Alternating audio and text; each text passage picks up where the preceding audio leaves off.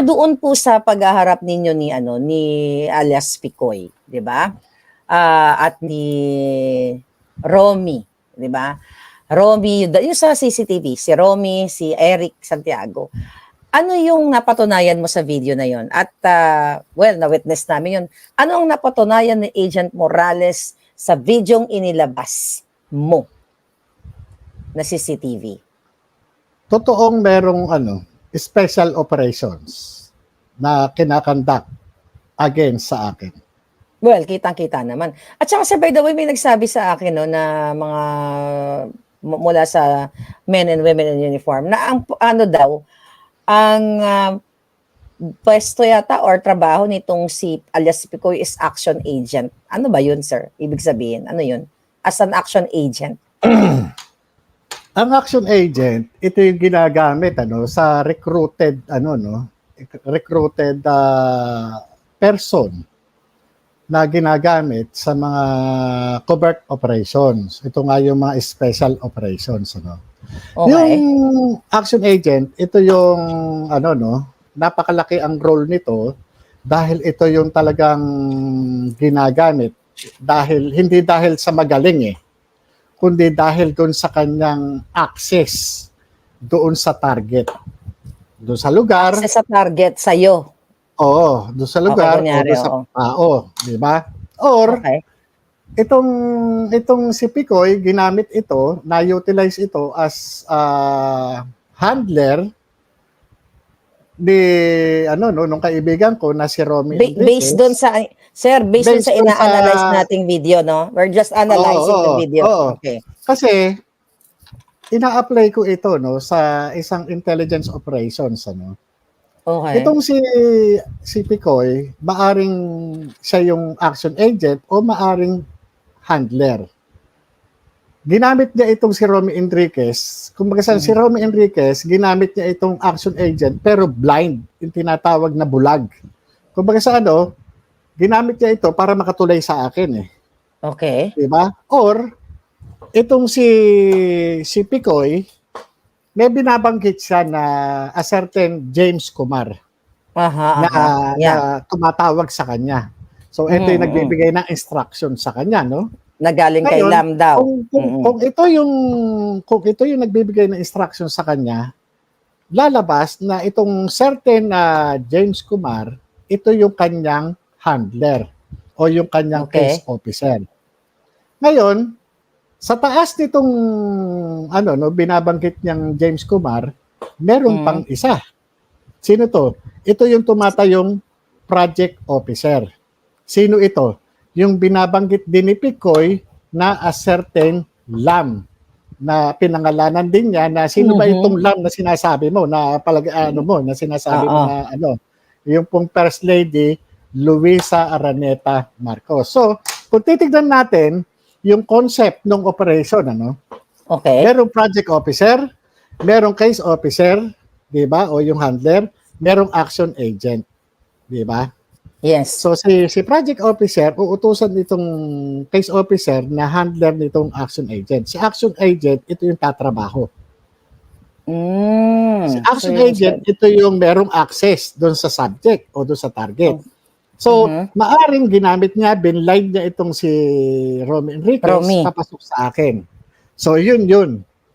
Kasi yung ginawa. Kaya yung kilos nila na to, malinaw na special operation o covert operations. Special or covert operation. May pondo yan.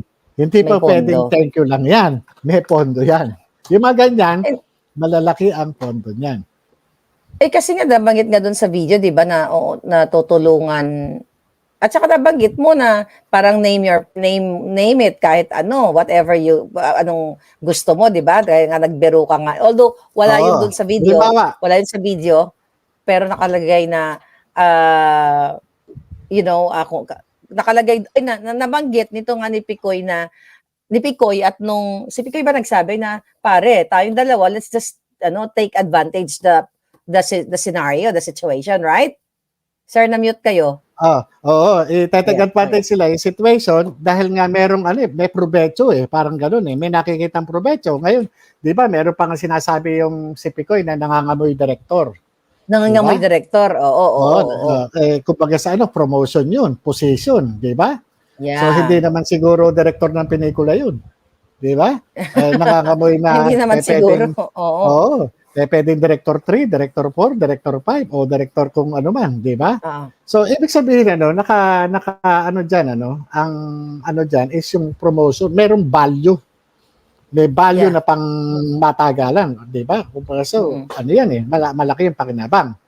Ngayon, itong ginawa ni Picoy na 'to na covert operation o special Mhm. operation, talagang merong tinatawag tayo doon sa ang ginagawa namin pagka ganyang may tinatrabaho kami, halimbawa kagaya sa akin, nilalabanan na ako ng money versus loyalty.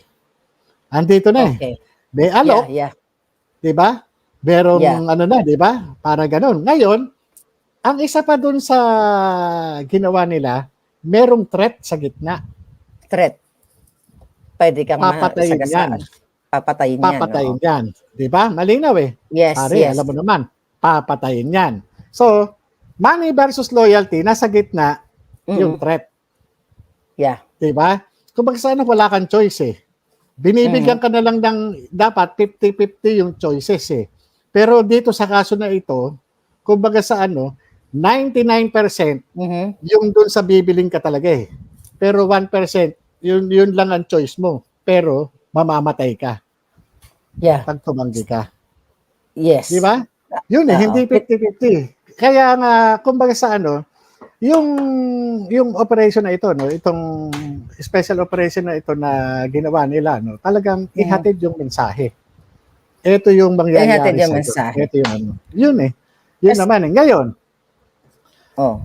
nagkaroon ng failure. Yung first phase ng special operations. Ano ang plan B? Ito yung gagamit na ng attack dogs doon sa Yes. Senado.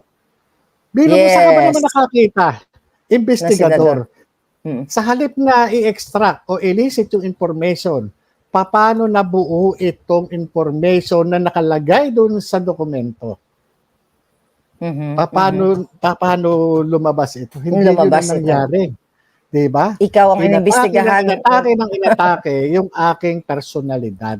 yun Hiniya nga. ako, biro mo, yung nanghiya sa akin mas masahol pa sa mga Yeah, ibinabato sa akin. that's true. Wala akong tinanggap na suhol. Yeah, Wala. yun nga Mas masahol pa kasi tumanggap ng Hindi suhol, ako nabuhay sa convicted ka. karangyaan at kasinungalingan. 'Di ba? Ang Yun nga. kinakain namin dito galing sa pinaghirapan, hindi dun sa pinagnakawan. That's true. 'Di ba? That's true.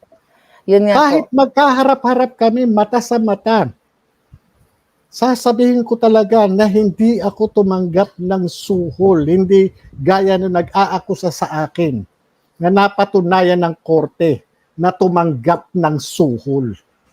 Yeah. Yeah. For sure naririnig niya tayo, no? Ni Jinggoy, although binlock niya na ako kasi tinag ko siya ng tinag. But ganun pa man, sir, balik uli ako doon sa video kasi nga, gusto ko i-highlight sa taong bayan na malaman din itong mga religious group. I think marami tayong magigiting ng men and women in uniform na sabi mo nga, nandudumilat na ang katotohanan.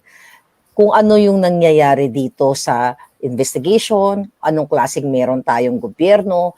Doon po sa pagpapanggap ni Picoy na parang nagsinto-sinto siya doon na sinasabi niya yung nakalagay sa yung conversation sa CCTV, ito ay mga katang isip niya lang. At 'di ba, nagbuka talaga siyang doon nagbubuga siyang syunga doon So naniniwala ka ba na ito ay talagang pinagtakpan niya lang or cover story doon sa kanyang project, yung sinabi mo kanina, yung si Lisa, siya, project direct. Yung special operations. Special operations. Special Oo. operations. Oo, yung pinagtatakpan niya si Lisa at saka si Kumar. Kaya kahit na magmukha siyang sinto-sinto or magmukha siyang syunga doon na yun ay mga katang-isip niya na yung Lam daw na pangalan ay narinig yan sa YouTube. So, ano yung ano mo doon? Ano sa tingin mo ang pwede mong masabi doon? Alam nyo, sa mga covert operation, lalo na undercover ka, kapag ka masusunog ka, mababurn out ka, halimbawa, ang cover story mo si Raulo. Di ba? Yeah. Paninindigan mo si Raulo ka. Walang kinakailang kumain ka ng tae, kumain ka ng kulangot, o kumain ka ng putek o ano man dyan. Para ma-justify mo lang, mapanindigan mo si Raulo ka. Di ba? Mga covert operation sa mga military, lalo na sa mga documentary. Di ba? Yung mga spy. Di ba? Yeah. Kahit masakit sa kanila, papatay sila ng kasamahan nila. Wag lang silang masunog.